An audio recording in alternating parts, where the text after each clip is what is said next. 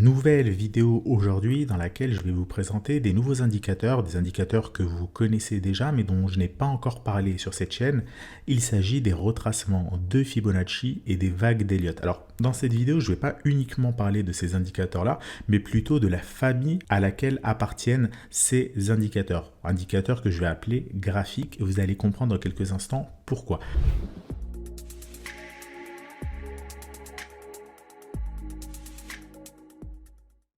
Tout d'abord, sachez que cette vidéo, c'est la troisième de la fameuse série de vidéos sur les indicateurs. La première était sur l'indicateur CCI, la seconde qui a été postée la semaine dernière sur l'indicateur Supertrend. C'est des vidéos que je vous recommande de visionner également. Vous allez très probablement apprendre des choses dessus, pas forcément spécifiquement sur ces indicateurs-là, mais de manière générale sur le trading. Donc n'hésitez pas à aller les visionner, ces deux premières vidéos. Donc aujourd'hui, c'est la troisième vidéo. Je vais vous parler donc de cette fameuse famille d'indicateurs graphiques et ensuite, comme à notre habitude, je passerai aux questions-réponses. Je répondrai à un certain nombre de questions qui m'ont été posées sous la vidéo de la semaine dernière. Alors, aujourd'hui, programme, c'est Fibonacci, c'est vagues d'Elliott, mais pas uniquement. Sachez que on a plusieurs types d'indicateurs. Vous savez par exemple qu'il y a les indicateurs de type oscillateur borné comme par exemple le RSI ou oscillateur non borné comme par exemple le CCI, MACD, etc. Ça, c'est une famille d'indicateurs, les oscillateurs. On en a plusieurs. On a en particulier, et c'est ce dont je vais parler aujourd'hui, les indicateurs de type graphique. Ce sont des indicateurs qui ne vont pas se baser sur une valeur précise, sur un cours précis, mais qui vont dépendre de la façon dont le trader, dont l'investisseur place l'indicateur. Et pour moi, ce sont des indicateurs qui posent clairement problème. On va commencer déjà avec les retracements de Fibonacci. Donc les retracements de Fibonacci, indicateur très connu que vous allez pouvoir retrouver ici, vous le voyez sur TradingView, vous avez plein de Fibonacci différents, le plus connu étant les retracements de Fibonacci. On va les tracer, on va par exemple prendre ici ce sommet, on va également prendre ce creux et on a donc les retracements de Fibonacci qui sont tracés.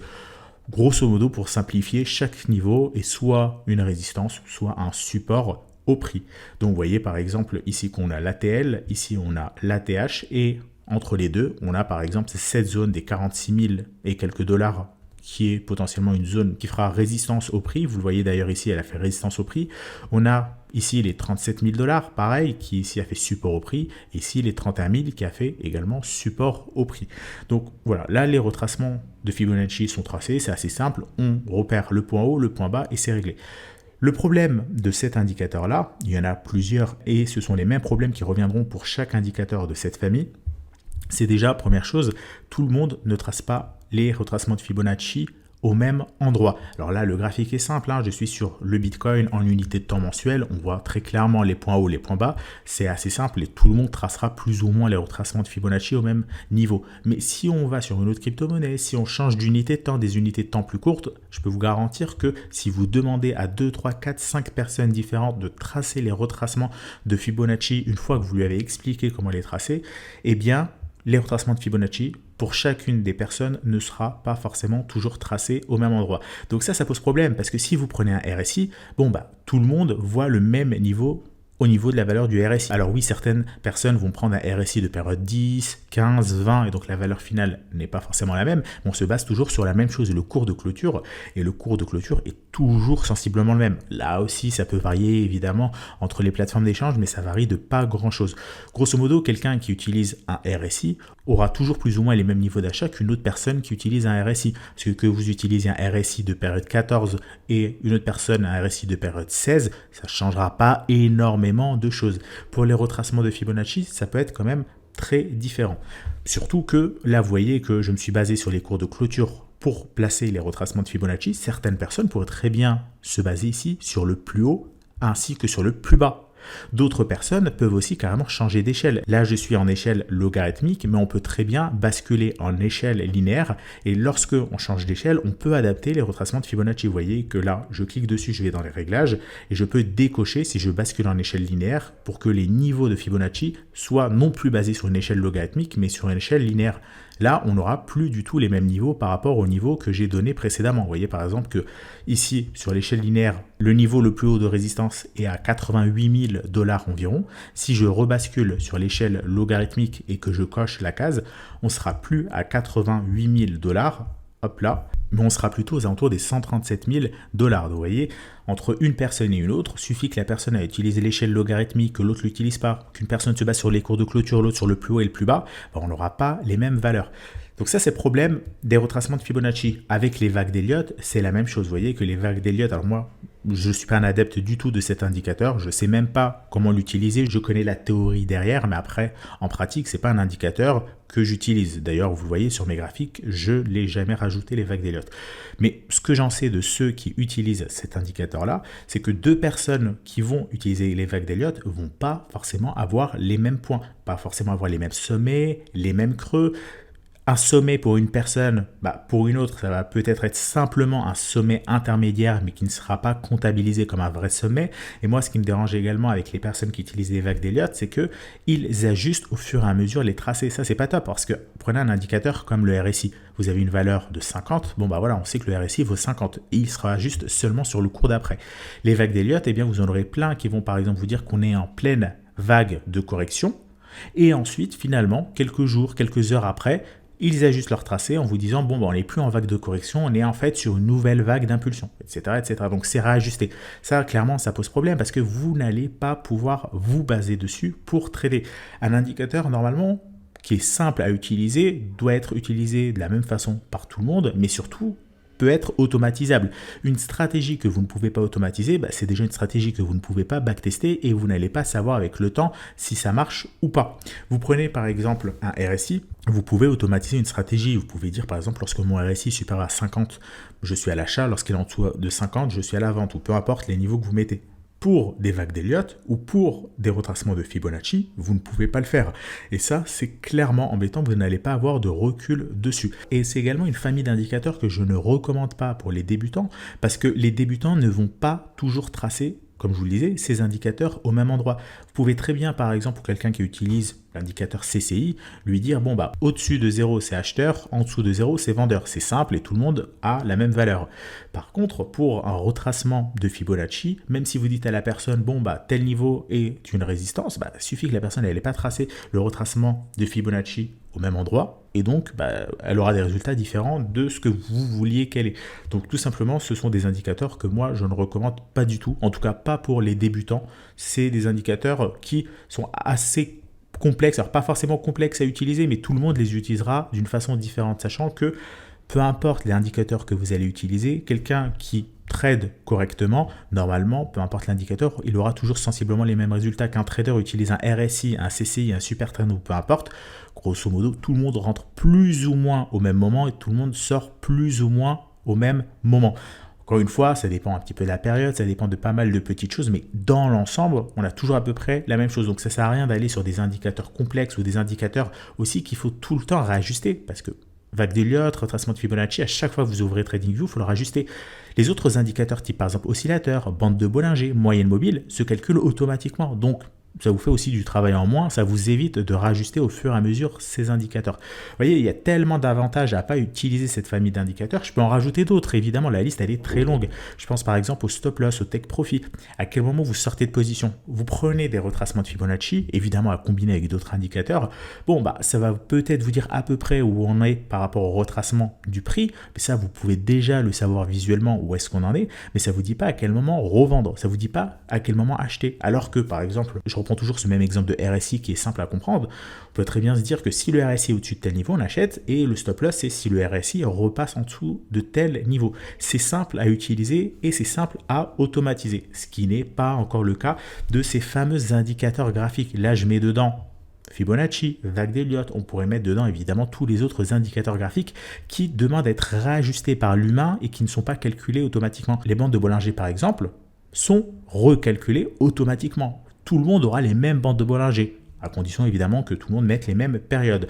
Mais grosso modo, vous voyez l'idée. Alors qu'avec ces indicateurs, encore une fois, je le répète, c'est pas du tout le cas. Donc voilà, ça c'est un problème qu'on a avec ces indicateurs dont peu de gens parlent, mais il faut quand même le savoir. Maintenant, si on le sait et qu'on accepte ça, on peut les utiliser. Ce ne sont pas des indicateurs pourris, c'est pas du tout ce que je suis en train de dire, c'est juste que c'est des indicateurs que je ne recommande pas forcément. Donc voilà par rapport à cette vidéo sur les indicateurs. Donc comme je vous l'ai dit, c'est un petit peu plus simple que d'habitude, un peu plus court. Voilà, c'est pas très complexe. On va repartir sur une vidéo un petit peu plus complexe à partir de la semaine prochaine. Mais n'hésitez pas à me dire dans les commentaires si vous préférez également que j'alterne avec des vidéos de type comme la semaine dernière, Super Trend, un petit peu plus complexe avec des graphiques, et j'alterne donc avec des vidéos comme celle-ci où je discute un petit peu plus, ou bien vous préférez uniquement l'un des deux formats. N'hésitez pas à me dire ça dans les commentaires, évidemment, j'adapterai les prochaines vidéos en conséquence. Donc voilà par rapport à ces indicateurs. On va maintenant passer aux questions qui ont été posées sous la vidéo de la semaine dernière. Je vous rappelle que si vous regardez cette vidéo plusieurs semaines, plusieurs mois après sa sortie, essayez toujours de poser les questions sous la dernière vidéo que je fais parce que d'une semaine à l'autre, je ne consulte que les commentaires de la précédente vidéo. Je ne vais pas à chaque fois remonter les commentaires des X précédentes vidéos, évidemment. Donc, si vous regardez cette vidéo la semaine où elle est sortie, vous pouvez laisser un commentaire sous celle-ci. Par contre, si vous la regardez et qu'il y en a une autre que j'ai postée entre-temps, généralement le vendredi, eh bien, essayez plutôt de mettre votre commentaire sous l'autre vidéo, même si le sujet ne s'y prête pas, c'est pas grave. Si vous mettez une question sur l'indicateur CCI ou Supertrend sous cette vidéo, ça va, il n'y a pas de souci, je peux y répondre.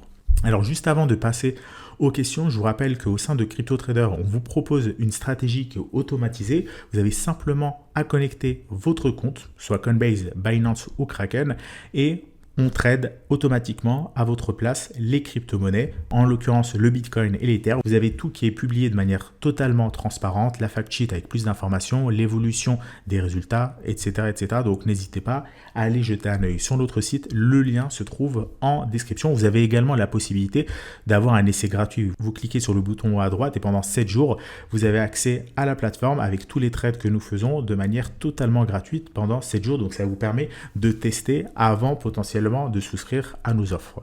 On va maintenant passer aux questions qui m'ont été posées la semaine dernière. Il y en a 3 que j'ai sélectionnées. La première, c'est comment éviter les périodes de range où les indicateurs de tendance nous donnent beaucoup de faux signaux. Est-ce qu'il y a des indicateurs pour éviter ces phases?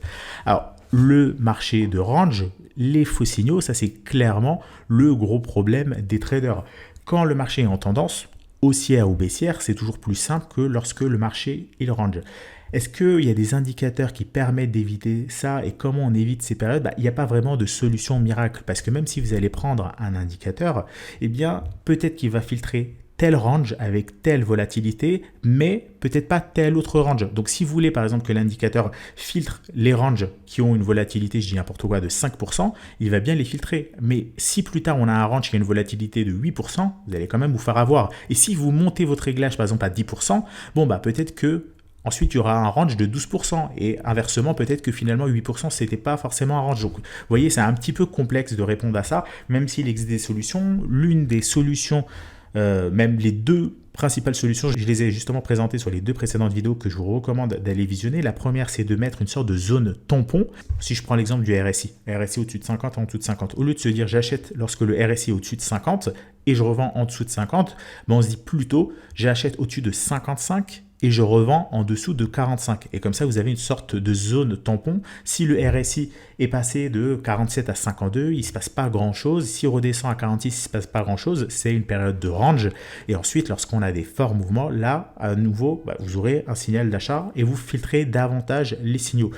Filtrer les signaux, ça va aussi avec des inconvénients. Vous allez rentrer un petit peu plus tard sur les marchés. Donc, tout dépend. Est-ce que vous voulez filtrer au maximum les faux signaux, vous allez avoir des bons trades, mais vous allez moins gagner, ou est-ce que vous voulez gagner plus, mais il faut accepter que parfois vos taux de réussite soient endommagés par des faux signaux.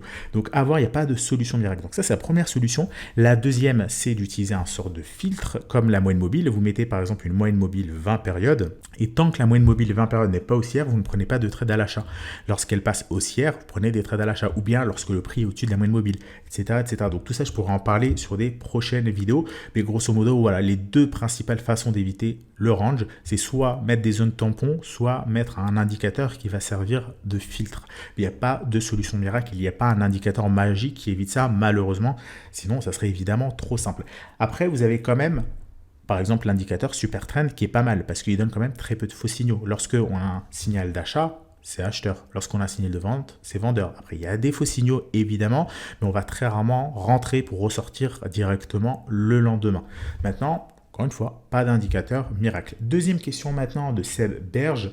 Si je voulais appliquer cette stratégie à d'autres crypto-monnaies, donc là c'est une question qui a été posée par rapport à la vidéo sur le super trend, comment je fais pour avoir ce fameux tableau avec tous les points du bleu au rouge et dans la continuité, comment obtenir ce graphique avec les deux courbes pour comparer la stratégie face à du buy and hold.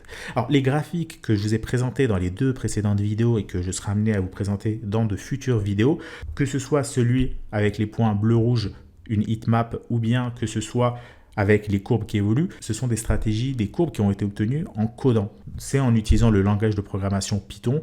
Avec Python, vous pouvez générer tout un tas de graphiques, notamment avec la librairie Matplotlib. Il y en a d'autres. Donc voilà, pour ceux qui codent, vous connaissez déjà probablement cette librairie, vous connaissez déjà ce langage. Et pour les autres, si vous voulez avoir les mêmes graphiques et que vous souhaitez les modifier, vous serez malheureusement obligé de passer par un langage de programmation Python que je vous recommande. Vous pouvez en utiliser d'autres, mais Python, c'est peut-être celui que je vous recommande le plus, qui n'est pas forcément le plus simple. Si vous souhaitez commencer à backtester des stratégies, vous pouvez faire ça sur TradingView avec Pinscript. C'est beaucoup plus simple à utiliser. Il y a quand même quelques petits problèmes. Vous n'allez pas pouvoir avoir des graphiques que vous allez pouvoir paramétrer dans les moindres détails ou des choses visuelles, mais au moins pour mettre un premier pied à l'étrier dans tout ce qui est programmation, commencer par du Pinscript sur TradingView, c'est déjà un bon début pour ceux qui n'ont jamais fait de programmation. Troisième question maintenant, quels critères je conseille, quels paramètres par rapport à l'indicateur super trend je conseille pour le trading en M15 ou H1. Alors Polyv, ça comme je l'ai dit dans la vidéo sur le super trend, il n'y a pas de paramètres miracle. Moi déjà je fais principalement du swing trading, donc c'est plutôt unité de temps daily au minimum, mais pour du M15, pour du H1, ça va être un petit peu plus complexe. C'est pas du tout les mêmes stratégies, on va dire, qu'on utilise entre le swing trading et l'intraday. Ça sera peut-être pas forcément les mêmes indicateurs. Ce qui est certain, c'est que ça sera pas les mêmes paramètres. Il faut essayer peut-être d'accepter un petit peu plus les faux signaux, mais de l'autre côté, vous allez aussi peut-être avoir des gains, des ratios gain-risque moins intéressants que le swing trading. Pareil, là, il n'y a pas vraiment de paramètres que je conseille. Il faut tester, il faut voir, ça dépend de la crypto-monnaie, ça dépend de la période, ça dépend de plein de choses. L'avantage du daily, c'est que les cycles sont un petit peu plus longs que l'intraday et donc les périodes sont un petit peu plus longues au niveau des paramétrages de l'indicateur. Si tu pars sur de l'intraday, peut-être prends des périodes un petit peu plus courtes pour que ce soit plus réactif, surtout si tu pars en M15. Il faut faire attention par contre aux faux signaux. Mais bon, encore une fois, ça c'est des questions assez compliquées qui me sont posées parce qu'il n'y a pas de réponse toute faite. Je ne peux pas juste dire voilà, il faut utiliser ça, point, parce que ça dépend de tellement de choses. C'est vraiment un métier de tester tout ça, de prendre les bonnes décisions, de ne pas faire de bêtises par rapport au trading. C'est pas juste on prend un super trend avec une période de 10 et c'est réglé. Donc c'est un petit peu plus complexe que ça, malheureusement. Donc pas de réponse claire à apporter. Il faut tester, voir par rapport aux actifs que tu trades, voir par rapport au reste aussi de ta stratégie. Est-ce que tu utilises que le super trend tout seul, ce que je recommande pas forcément, mais est-ce que tu utilises peut-être le super trend avec un autre indicateur, avec une moyenne mobile, un RSI, bande de Bollinger, CCI ou autre chose, et donc là tu n'auras peut-être pas les mêmes périodes et il faut aussi que les indicateurs soient complémentaires entre eux de manière générale, mais aussi au niveau du paramétrage pour que tout soit homogène, un peu comme une recette de cuisine. Si tu me demandes de faire un gâteau, je peux pas juste te dire qu'il faut 300 grammes de farine, malheureusement. Si tu mets 300 grammes de farine, oui, d'accord, pourquoi pas, c'est bien, mais attention, il faut ajuster le nombre d'œufs, la quantité de beurre, de sucre, peu importe. Donc, il ne faut pas juste regarder un indicateur tout seul avec son paramètre, mais il faut regarder ça comme un ensemble d'indicateurs au sein d'une stratégie. Et si tu changes un paramètre dans un indicateur, ça va forcément changer ailleurs. Si, par exemple, lorsque tu fais ta recette de cuisine, tu as l'habitude de mettre 100 grammes de farine avec 2 œufs, si un jour tu décides d'utiliser 3 œufs, peut-être qu'il faut passer à 150 grammes de farine. Tu vois l'idée, tout est entremêlé, tu peux pas juste extraire quelque chose et te dire voilà, je règle ça de telle façon, point. Non, malheureusement, encore une fois, c'est pas aussi simple. Donc j'ai essayé tant bien que mal de répondre à ces questions extrêmement intéressantes, mais quand même assez complexes, mine de rien, parce que c'est des questions qui n'ont pas une réponse toute faite. Voilà par rapport en tout cas à cette vidéo. J'espère que vous avez appris des choses. Si c'est le cas, n'hésitez pas à me le faire savoir dans l'espace commentaire. C'est important que vous écriviez un commentaire. Ça me permet d'avoir vos retours, savoir ce que vous en pensez de ces vidéos. Si vous ne me faites aucun retour, moi je vais juste penser que ces vidéos ça vous intéresse pas et je vais arrêter de les faire. Si par contre, semaine après semaine, vous me faites de bons retours et vous me donnez même des suggestions de vidéos, vous me posez des bonnes questions, ça va me montrer que vous avez de l'intérêt pour ces vidéos et donc ça va me pousser à les faire semaine après semaine. Voilà en tout cas par rapport à celle-ci, j'espère qu'elle vous a intéressé. Pensez bien à laisser un like sous la vidéo. Si vous n'êtes pas encore abonné à cette chaîne YouTube, n'hésitez pas à vous abonner. Vous aurez toutes les semaines une vidéo que je fais le vendredi sur un indicateur en particulier, peut-être d'autres séries de vidéos qui vont venir dans les prochaines semaines. Et vous avez également des vidéos de Romain qui semaine après semaine vous poste des analyses techniques sur les crypto-monnaies. N'hésitez pas également à visionner ces vidéos et proposer les crypto-monnaies de votre choix sous ces vidéos. Voilà par rapport à celle-ci. N'oubliez pas qu'on vous propose une stratégie sur le site CryptoTrader, le lien est en description et vous pouvez tester tout ça gratuitement via l'offre d'essai gratuit.